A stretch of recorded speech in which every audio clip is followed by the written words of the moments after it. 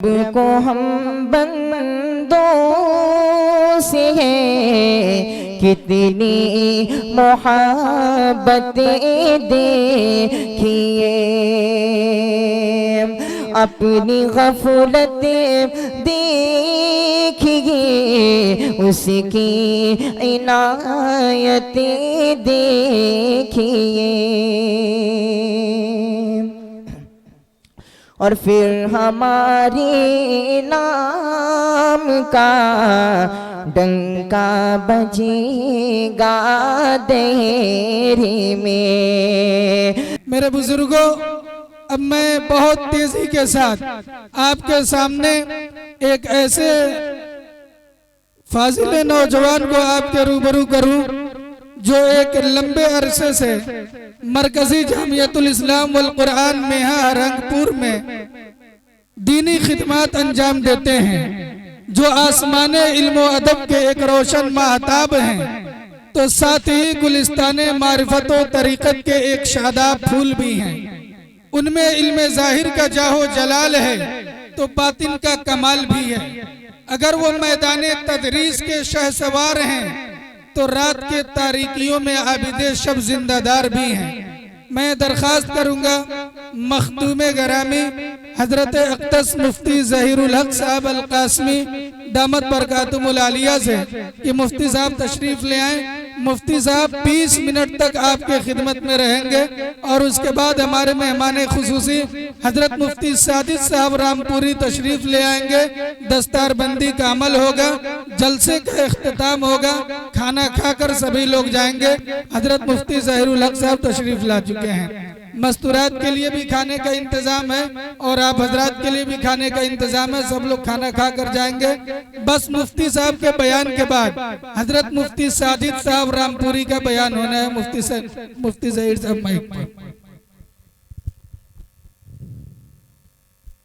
الحمدللہ رب العالمین، والصلاة والسلام على سید المرسلین وعلى آلہ واصحابہ اجمعین، اما بعد، اعوذ باللہ من الشیطان الرجیم، بسم اللہ الرحمن الرحیم،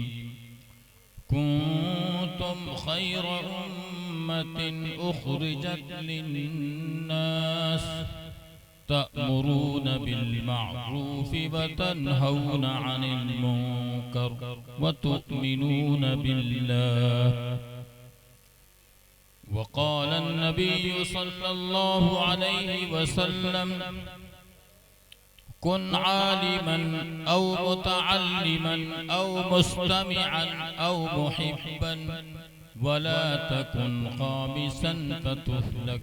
أو كما قال عليه الصلاة والسلام۔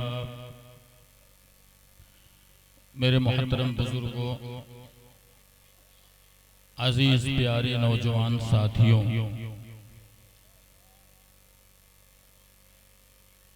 اسٹیج پر جلوہ افروز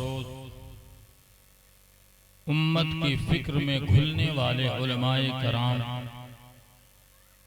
امت کی ڈوبتی نیا کو پار لگا کر جنت تک لے جانے والے علماء کرام،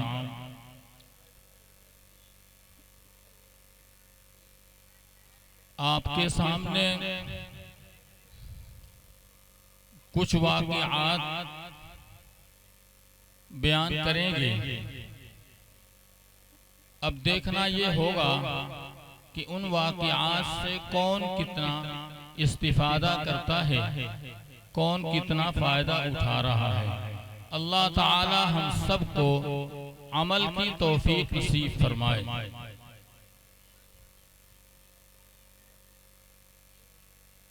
عمر بن عبد العزیز رحمت اللہ علیہ، عمر بن عبد العزیز بن مروان رحمت اللہ علیہ کہ کچھ واقعات آپ کے سامنے میں ذکر کرنا چاہ رہا ہوں۔ اور بتانا مقصود یہ ہے کہ ہمیں دنیا سے زیادہ آخرت کی فکر کرنی چاہیے، دنیا سے زیادہ آخرت کی تیاری کرنا چاہیے۔ ہم دنیا سے کتنا غافل ہیں، ہم کو کرنا کیا چاہیے اور کیا کر رہے ہیں۔ منہ دیکھ لیا آئینے میں، پر داغ نہ دیکھا سینے میں، جی ایسا لگایا جینے میں، مرنے کو مسلمان بھول گئے۔ میرے محترم بزرگوں یاد رکھیں، یہ دنیا فانی ہے، یہ دنیا وہیں سے کچھ بولتے رہیں گے تو میری بھی ہمت بلند ہوگی، کچھ کہہ پاؤں گا، ورنہ اسٹیج پر ایسے علماء کرام تشریف فرما ہے کہ کہنے میں مجھے کچھ بولنے میں ڈر لگ رہا ہے، کہیں غلطی نہ ہو جائے جو گرفت کا سامان بن جائے۔ ہر چیز کو فنا ہونا ہے، ہر چیز کا خاتمہ ہے، اور آپ آئے دن دیکھ رہے ہیں کہ اپنے وقت کے بڑے بڑے پہلوان آئے اور چلے گئے، بڑے بڑے مالدار آئے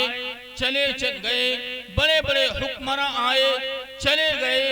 انا ربکم الاعلی کہنے والا فرعون آیا، وہ بھی چلا آیا، اور جس کے خزانوں کی کنجیاں 40 کھچروں پہ لادی جاتی ہو، ایسا مالدار بھی چلا گیا، اور ایک مکہ ایک گھوسا ہاتھی کو اگر مار دے تو ایسا رستم بھی چلا گیا۔ ہر ایک کو جانا ہے، کل نفس ذائقۃ الموت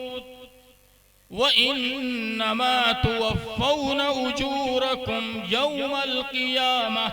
فَمَنْ زُحْزِحَ عَنِ النَّارِ وَأُدْخِلَ الْجَنَّةَ فَقَدْ فَازَ وَمَا الْحَيَاةُ الدُّنْيَا إِلَّا مَتَاعُ الْغُرُورِ كُلُّ نَفْسٍ ذَائِقَةُ الْمَوْتِ لَنَبْلُوَنَّكُمْ كل نفس ذائقة الموت ثم إلينا ترجعون۔ قرآن کریم نے کئی جگہ فرمایا کہ ہر چیز کو ختم ہو جانا ہے، کل من علیہا فان، کہ جو کچھ بھی ہے ساری چیز کو فنا ہو جانا ہے۔ بات غلط تو نہیں آپ کو سمجھ میں آ رہی ہے، مجھے یقین ہے آپ اس بات کا انکار نہیں کر سکتے ہیں۔ گاؤں میں بڑے بڑے مالدار آئے چلے گئے، جنہوں نے سوچا بھی نہیں تھا کہ مجھے مرنا ہے، وہ بھی چلے گئے بھائی نا۔ لیکن قرآن کریم نے جہاں جہاں کہا ہے ہر چیز کو ختم ہونا ہے، قرآن اتنے ہی پر خاموش نہیں رہا، آگے فرمایا کل نفس ذائقۃ الموت وَإِنَّمَا تُوَفَّوْنَ أُجُورَكُمْ يَوْمَ الْقِيَامَةِ كُلُّ نَفْسٍ ذَائِقَةُ الْمَوْتِ ثُمَّ إِلَيْنَا تُرْجَعُونَ۔ ایک جگہ فرمایا ہر نفس کو موت کا مزہ چکھنا ہے اور پھر میری طرف تم لوٹائے جاؤ گے۔ دوسری جگہ فرمایا ہر نفس کو موت کا مزہ چکھنا ہے اور پھر جب تمہیں قیامت میں جمع کیا جائے گا وَإِنَّمَا تُوَفَّوْنَ أُجُورَكُمْ يَوْمَ الْقِيَامَةِ، قیامت کے دن تمہارے ایک ایک عمل کا پورا پورا بدلہ دے دیا جائے گا۔ فَمَنْ زُحْزِحَ، جو شخص بچا لیا گیا، عن النار، جہنم کی آگ سے، وَأُدْخِلَ الْجَنَّةِ، اور جنت میں داخل کر دیا گیا، فَقَدْ فَازَ، وہ شخص کامیاب ہو گیا۔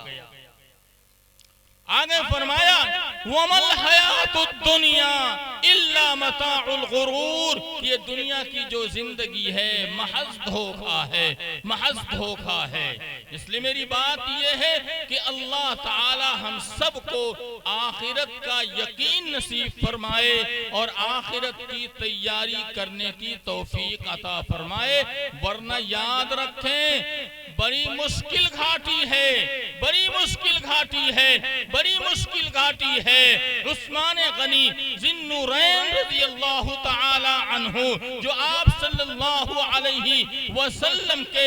ڈبل داماد ہیں، ایک لڑکی کا نکاح ہوا، ان کا انتقال ہو گیا تو اللہ کے رسول صلی اللہ علیہ وسلم نے اپنی دوسری بیٹی کا نکاح کیا۔ پھر آگے فرمایا مجھے عثمان اتنے محبوب ہیں، اتنے محبوب ہیں کہ اگر اللہ مجھے 40 بیٹیاں دیتا تو ایک کے بعد دیگرے حضرت عثمان کے نکاح میں دے دیتا۔ اس عثمان غنی رضی اللہ تعالی عنہ کا حال یہ ہے کہ جب قبرستان سے گزرا کرتے تھے تو اتنا روتے تھے، اتنا روتے تھے، اتنا روتے تھے کہ آنکھ سے آنسو جاری ہو کر اب چہرے سے باہر آ کر داڑھیوں سے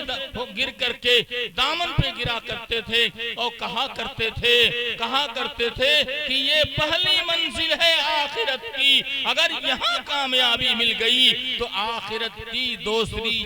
جگہیں بھی کامیاب ہو جائیں گی۔ ابو بکر صدیق رضی اللہ تعالی عنہ وہ عظیم المرتبت صحابی ہیں جن کے بارے میں اللہ کے رسول صلی اللہ علیہ وسلم نے فرمایا میں نے سب کا حق ادا کر دیا اور صدیق اکبر کا حق اللہ خود ادا فرمائے گا۔ وہ ابو بکر صدیق رضی اللہ تعالی عنہ قیامت کے بارے میں فرما رہے ہیں کاش میں کوئی پرندہ ہوتا، کاش میں کوئی پرندہ ہوتا، کاش میں کوئی گھاس کا تنکا ہوتا اور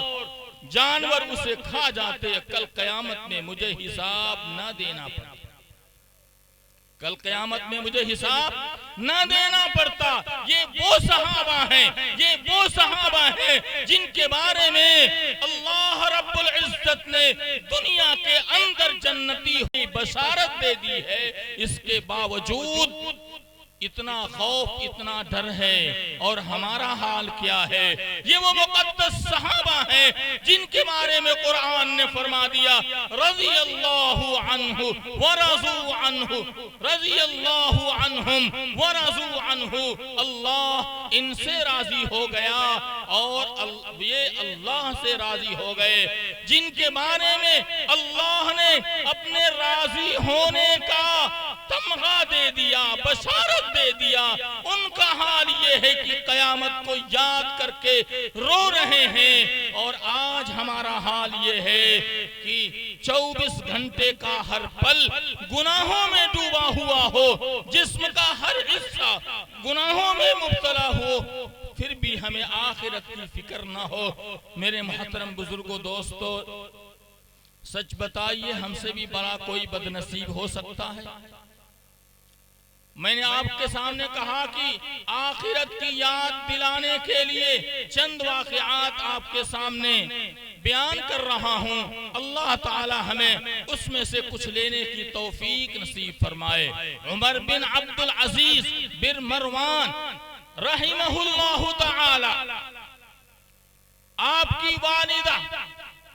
حضرت عمر فاروق رضی اللہ تعالی عنہ کی پوتی ہیں۔ حضرت عمر رضی اللہ تعالی عنہ خلیفہ دوم ہیں۔ میرے محترم بزرگوں، دوستو، یہ عمر بن عبد العزیز رحمت اللہ علیہ 3 بر اعظم کے بادشاہ ہیں، 3 بر اعظم کے بادشاہ ہیں۔ کیا ہے؟ 3 بر اعظم کے بادشاہ ہیں۔ کئی صوبے ملتے ہیں تو ملک بنتا ہے اور کئی ملک ملتے ہیں تو بر اعظم بنتا ہے۔ بادشاہ ہیں، پردھان منتری نہیں ہے، وزیر اعظم نہیں ہے کہ جن کی مدت 5 سال ہو، نہیں، بادشاہ ہے جب تک وہ مرتا نہیں ہے اس کی بادشاہت باقی رہتی ہے۔ وزیر اعظم نہیں ہے کہ وہ قانون کے محتاج ہوں، جن کے ہاتھ پیر جسم کے ہر اعضاء قانون کے محتاج ہوں، وہ بادشاہ ہے کہ جس کی زبان سے جو نکلتا ہے وہ قانون بنتا ہے۔ 3 بر اعظم کے بادشاہ، 3 بر اعظم کے بادشاہ ہیں۔ میرے محترم بزرگوں دوستو، لیکن حال کیا ہے؟ آخرت کا خوف کتنا ہے، آخرت میں حساب دینے کا ڈر کتنا ہے۔ عید کا دن ہے، عید کا دن ہے، عید کا دن ہے، وزیروں کے بچوں کے کپڑے تیار، عوام کے بچوں کے کپڑے تیار، ان کی عورتوں کے کپڑے تیار، لیکن وقت کا امیر المومنین حضرت عمر بن عبدالعزیز رحمت اللہ علیہ، ان کے بچے اپنی امی سے کہہ رہے ہیں، امی جان ابو سے کہیے کہ میرے لیے عید کے کپڑے سلوا دیں۔ کون کہہ رہا ہے؟ جو 3 بر اعظم کا بادشاہ ہے، ان کے بچے اپنی ماں سے التجا کر رہے ہیں، امی جان ابو سے کہیے کہ عید کے لیے کپڑے سلوا دیں۔ آج پردھانوں کے بچوں کے کئی جوڑے تیار ہو جاتے ہیں، صدسیوں کے کپڑے کئی جوڑے تیار ہو جاتے ہیں، لیکن جو صوبے کا نہیں، جو ملک کا نہیں، جو بر اعظم ایک کا نہیں، 3 بر اعظم کا بادشاہ ہے، اس کے بچے کہہ رہے ہیں امی جان ابو سے کہیں وہ میرے لیے عید کے کپڑے تیار کر دیں۔ وہ 3 بر اعظم کا بادشاہ، میرے محترم بزرگوں دوستو، مہینہ لاکھوں کمانے والے، مال و زر کا دعویٰ کرنے والے، 3 بر اعظم کا بادشاہ کہہ رہا ہے، اپنی بیوی سے کہہ رہا ہے فاطمہ میرے پاس پیسے نہیں ہیں کہ میں اپنے بچوں کے لیے عید کے لیے کپڑے تیار کر سکیں، عید کے لیے کپڑے تیار کر سکیں۔ میں آپ سے پوچھتا ہوں کیا ان کے پاس اتنا حق نہیں تھا، اتنی طاقت نہیں تھی، سب کچھ کر سکتے تھے جیسا آج کا پردھان کر لیتا ہے، آج کا ایم ایل اے اور ایم پی کر لیتا ہے؟ میرے محترم بزرگوں دوستو، لیکن اپنی بیوی سے کہہ رہے ہیں کہ میرے پاس پیسے نہیں ہیں کہ میں کپڑے تیار کر سکوں۔ قربان جائیے، آپ کی بیوی رائے دیتی ہیں، دنیا کے مستیوں میں ڈوب کر آخرت سے غافل ہونے والے محترم مسلمان بھائیوں، میں آپ سے کہہ رہا ہوں، فاطمہ جو امیر المومنین کی بیوی ہیں، 3 بر اعظم کے بادشاہ کی بیوی ہیں، اپنے شوہر کو مشورہ دے رہی ہیں کہ آپ اگلے مہینے کی تنخواہ پہلے لے لیں، ان سے بچوں کے کپڑے تیار ہو جائیں گے، اور بقیہ جو اگلے مہینے ہیں کسی طرح مزدوری کر کے مزدوری کا لفظ استعمال کرتی ہیں، بادشاہ کی بیوی مزدوری کا لفظ استعمال کر رہی ہیں، کہہ رہی ہیں مزدوری کر کے قرضے چکا دی جائے گی۔ میرے محترم بزرگوں دوستو، قربان جائیے، امیر المومنین حضرت عمر بن عبدالعزیز رحمت اللہ علیہ دفتر جاتے ہیں، منشی سے کہتے ہیں میرے اگلے مہینے کی تنخواہ پیشگی دے دو تاکہ میں اب میرے بچوں کے بھی کپڑے تیار ہو جائیں۔ قربان جائیے، منشی بھی کہہ رہے ہیں بادشاہ سلامت، اگلے مہینے آپ زندہ رہیں گے یا نہیں زندہ رہیں گے، آپ ایک کاغذ پر لکھ کر دیجئے کہ میں اگلے مہینے تک زندہ رہوں گا، پھر میں آپ کا قرضہ چکا دوں گا، تو میں آپ کو اگلے مہینے کی تنخواہ پیشگی دے دوں گا۔ عمر بن عبدالعزیز رحمت اللہ علیہ سر نیچے کرتے ہیں، بیوی کے پاس حاضر ہوتے ہیں اور کہتے ہیں فاطمہ میں اگلے مہینے کی تنخواہ نہیں لے سکتا، اس لیے کہ اگلے مہینے تک زندہ رہنے کی میرے پاس کوئی علم نہیں ہے۔ آپ سے پوچھتا ہوں، قرضہ لے کر کے اپنے گھر بنانے والوں، قرضہ لے کر کے دوسرے کام کرنے والوں، میرے محترم بزرگوں دوستو، آقا صلی اللہ علیہ وسلم کے سامنے جنازہ حاضر ہوتا ہے، آپ پوچھتے ہیں ان پر قرض تو نہیں ہے؟ ایک صحابی فرماتے ہیں اے اللہ کے رسول ان پر قرض ہے۔ آقا فرماتے ہیں، آقا صلی اللہ علیہ وسلم فرماتے ہیں جس سے بڑا کوئی رحیم امت کے لیے آ نہیں سکتا، جس سے بڑا شفیق امت کے لیے کوئی آ نہیں سکتا، وہ رحیم و شفیق نبی فرما رہے ہیں جنازہ تم پڑھ لو، میں ان کا جنازہ نہیں پڑھتا، چونکہ معلوم ہے کل جو قیامت آنے والی ہے کوئی کسی کا پوچھنے والا نہیں ہوگا، نہ باپ بیٹے کا نہ ہوگا، نہ بیٹی ماں کی ہوگی۔ یوم یبت المجرم لو یفتدی من عذاب یومئذ ببنی وصاحبته واخی وفصیلته التي تؤوی ومن فی الارض جميعا ثم ينجیہ کلا کلا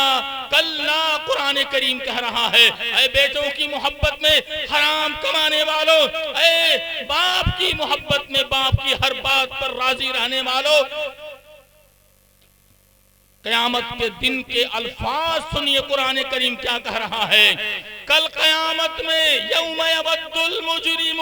مجرم لوگ چاہیں گے، مجرم لوگ چاہیں گے، یوم یبت المجرم لو یفتدی من عذاب یومئذ ببنی، آج کے عذاب کے بدلے میں میری اولاد لے لی جائے، آج کے عذاب کے بدلے میں میری بیوی کو لے لیا جائے، میرے بھائی کو لے لیا جائے، میرے پورے خاندان کو میرے بدلے میں جہنم میں ڈال دیا جائے، میرے بدلے میں ساری کائنات کو جہنم میں ڈال دیا جائے، پر مجھے جہنم کے عذاب سے بچا لیا جائے، یہ ہر باپ کی تمنا ہوگی، ہر ماں کی تمنا ہوگی، ہر بھائی کی چاہت ہوگی۔ میرے محترم بزرگوں دوستو، کل یہ رشتہ کام آنے والا نہیں۔ عمر بن عبدالعزیز رحمت اللہ علیہ نے قرضہ نہ لیا اور 3 بر اعظم کے بادشاہ کے بیٹے بے نئے کپڑے کے عید منا رہے ہیں۔ ایک وقت آتا ہے آپ کی بیٹیاں اپنے باپ کے سامنے، ان کے سامنے منہ کو دابے ہوئے، منہ پر کپڑا رکھے ہوئے حاضر ہوتی ہیں۔ بادی نے کہا بادشاہ سلامت، آپ کی بیٹیوں نے آج روٹی پیاز سے کھائی ہے اور پیاز میں بدبو ہوتی ہے، اس لیے اپنی بدبو سے، اپنے منہ کی بدبو سے اپنے باپ کو پریشان کرنا نہیں چاہتی ہیں، اس لیے اپنے منہ پہ ہاتھ رکھی۔ آخری وقت ہے عمر بن عبدالعزیز رحمت اللہ علیہ کا، آپ کے سالے آتے ہیں، اپنی بہن یعنی عمر بن عبدالعزیز کی بیوی حضرت فاطمہ سے کہتے ہیں بہن جان آپ بادشاہ ہیں، آپ کے جسم پر پرانے کپڑے ہیں، ان کو بدل دو، ملنے والے آ رہے ہیں، کیا سوچیں گے؟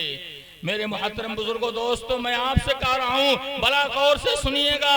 بڑا غور سے سنیے گا، اس سے کچھ عبرت حاصل کیجئے گا۔ موت کا وقت قریب ہے، موت کا وقت قریب ہے۔ آپ کے سالے آتے ہیں، اپنی بہن سے کہتے ہیں کہ بھائی جان کو کچھ نئے کپڑے، اچھے کپڑے پہنا دو، ملنے والے آ رہے ہیں۔ کہا کہ چلے گئے، دوسرے دن پھر حاضر ہوئے، دیکھا وہی کپڑا ہے، وہی کل والا کپڑا، کپڑا نہیں بدلا۔ بہن سے کہتے ہیں بہن تم سے کل کہا تھا کہ بھائی جان کے کپڑے بدل دو۔ بہن نے سر کو نیچا کیا اور کہا بھائی جان ان کے پاس اس کپڑے کے سوا کوئی دوسرا کپڑا نہیں ہے، اس کپڑے کے سوا کوئی دوسرا کپڑا نہیں ہے۔ میرے محترم بزرگوں دوستو، سچ بتائیے اتنے بڑے رتبے پر فائز ہونے کے باوجود اگر آخرت کی فکر نہ ہوتی، آخرت میں حساب دینے کی فکر نہ ہوتی، خدا کی قسم جو چاہے کر سکتے تھے، لیکن ڈر تھا کہیں قوم کا ایک آنا پیسہ بے جگہ نہ چلا جائے، ناجائز جگہ نہ چلا جائے اور کل قیامت میں مجھے حساب دینا پڑے۔ آپ کے سالے نے کہا بھائی جان آپ نے اپنے بچوں کو کمزور غریب چھوڑ کر جا رہے ہیں، غریب چھوڑ کر جا رہے ہیں۔ حضرت مفتی صاحب مہمان مکرم حضرت کا ٹائم ابھی ہے نا، کچھ ادھک ہو گیا، بس 5 منٹ میں اپنی بات ختم کر رہا ہوں۔ آخری وقت ہے، حافظوں سے بغض رکھنے والے، عالموں سے کینہ اور حسد رکھنے والے سنیں غور سے، آپ کے 11 بیٹے ہیں، 11 کے 11 حافظ قرآن ہیں، مرتے وقت بہت کم چند درہم وراثت میں چھوڑ کے جاتے ہیں، 3 بر-اعظم کے بادشاہ ہو کر کے چند پیسے، چند دراہیم آپ وراثت میں چھوڑ کر جاتے ہیں۔ لڑکے کے ماموں کہتے ہیں آپ بچوں کو یتیم چھوڑ کر جا رہے ہیں، غریب و کمزور چھوڑ کر کے جا رہے ہیں۔ کہا مجھے کھڑا کرو، مجھے بیٹھاؤ، ان کو بیٹھایا گیا اور کہا میں نے اپنے بچوں کو حافظ قرآن بنایا ہے، میں نے اپنے بچوں کو دیندار بنایا ہے، میں نے اپنے بچوں کے قلوب میں اللہ کی محبت بسائی ہے، رسول اللہ کی محبت بسائی ہے، میرے بچوں کا کفیل میرا اللہ ہے، اگر یہ دین پر باقی رہیں گے اللہ ان کی حفاظت کرے گا، اور اگر یہ دین پر باقی نہ رہے تو ایسے لوگوں کے لیے مال چھوڑ کر جانے کی ضرورت نہیں ہے۔ اس لیے حدیث میں آقا صلی اللہ علیہ وسلم نے اپنی امت کو متنبہ کرتے ہوئے فرمایا کن عالمن، عالم بن جانا یا متعلم بن جانا، یا ان عالموں کی بات سننے والا بن جانا، یا پھر ان سے محبت رکھنے والا بن جانا۔ اور یاد رکھو اگر یہ 4 چیزیں نہ ہوئیں، محبت نہیں، بغض کیا ہے، تو یاد رکھیے آقا کا فرمان کسی اور کا فرمان نہیں، ہمارے نبی صلی اللہ علیہ وسلم کا فرمان ہے، فرمان نبی کا فرمان اللہ کا فرمان ہے۔ جبرائیل مصطفیٰ ہرگز نہ گفتے تا نہ گفتے جبرائیل، اور جبرائیل ہرگز نہ گفتے تا نہ گفتے کردگار۔ میرے محترم بزرگوں دوستو، فرمایا اگر 5ویں صفت آ گئی یعنی بغض رکھنے والی تو نبی کا فرمان ہے فتہلک، تم ہلاک اور برباد کیے جاؤ گے۔ میں آپ سے ایک سوال کرتے ہوئے رخصت ہونا چاہتا ہوں، اپنے قلوب کو کھنگالے، اپنے دماغ کو کھنگالے، کیا ہمارے سینوں میں اگر قرآن کریم کے اوراق 2 دفتیوں کے درمیان موجود ہے، یہ 2 دفتیاں قرآن میں شامل نہیں ہیں، لیکن جب ان 2 دفتیوں نے اپنے آپ کو قرآن کے ساتھ اس طرح ملا دیا کہ ان کو آسانی سے الگ نہیں کیا جاتا، آپ مفتیان کرام سے پوچھ سکتے ہیں ایسی 2 دفتیوں کو بے وضو چھونا جائز نہیں ہے۔ میں یہ کہہ سکتا ہوں اس حدیث کو سامنے رکھتے ہوئے کہ جس سینے میں قرآن ہوگا، جس سینے میں نبی کا فرمان ہوگا، کیا ایسے سینوں سے محبت رکھنا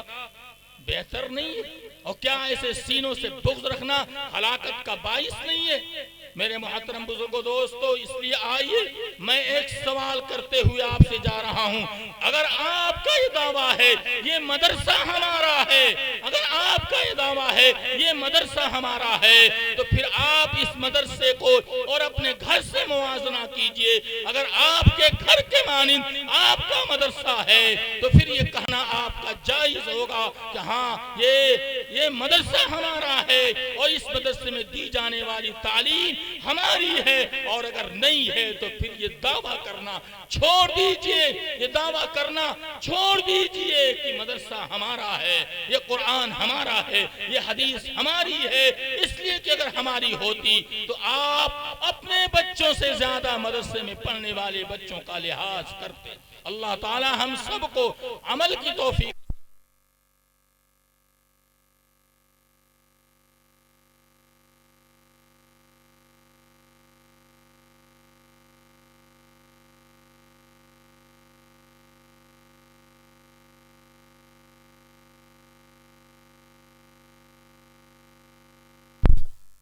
ہلو مائک ٹھیک کر